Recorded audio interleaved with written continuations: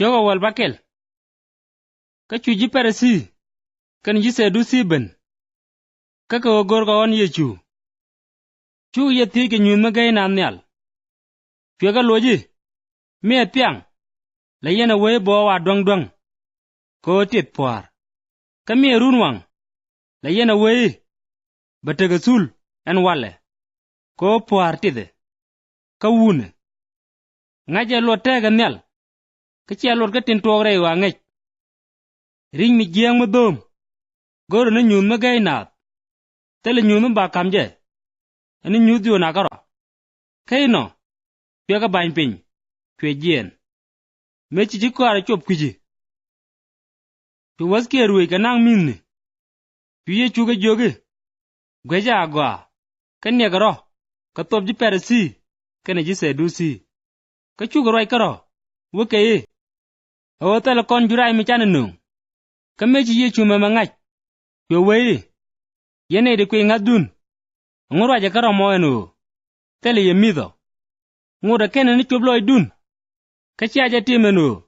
Ka jurai ndang diej. Kwa chamane te bas dora dang diej. Ka ke di ndang di. Kan te chia rol. Ke kana je timenu. Ka jurai ndang baro. Ka te chamge. Ene te bas dora dang wan. Ka ke di ndang di. Kan te chia rol. Ka kuyen le kuji di enu. Charoi ke kuji juraya. Ne garo ka top ji peresi. Kan ji sedusi. Kaino. Chuga jangaje nu. Charoi ke kei. Ne garo ka top jurai ni.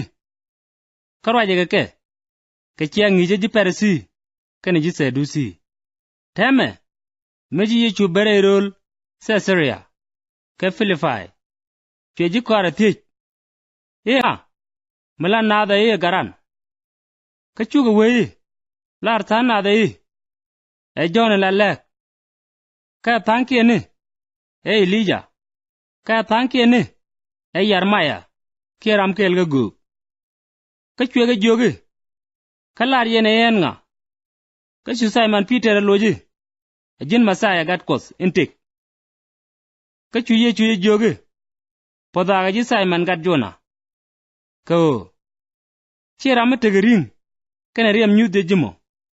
E jan gwaran nyal. Kan lar ye ji. E jin Peter. Ka wi pa ma me.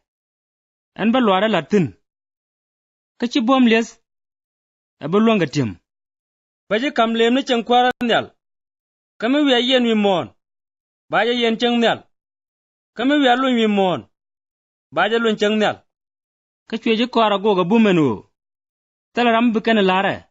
Eno ga jan Masaya. Ka jan gwada mo. Piye chuga tog mi.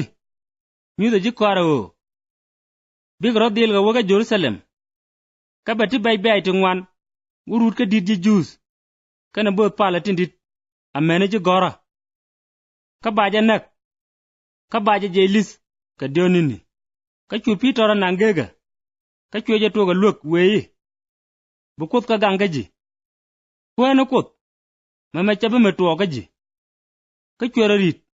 Joga Peter wero. Kaya cheitan. Ajiriak dubra ka o. Chile na letin baga kut. Charku. Chiga baga kut. Baga kanat. Ka chuye chuji kwara jogi. Mitega ramagoro ba gwor. Aje jairode. Kaja kabjade. Kaja gura. Ko ramagoro. Batega ken. Bajabat. Karama tup tegde. Ka kwida. Bajajek. Ka ngumende rana jek. Michaw kay liw jek. Ka ca tegde bat. Ki ngumende rana tup. Ko ba tegde lojok. Ko bagaran. Kene jage. Ka goy ponya gwan ben. Ken gwadamo. Bane dial chuluka. Ka minji kene lat. Apuit. An lar jaye. Tega tanap.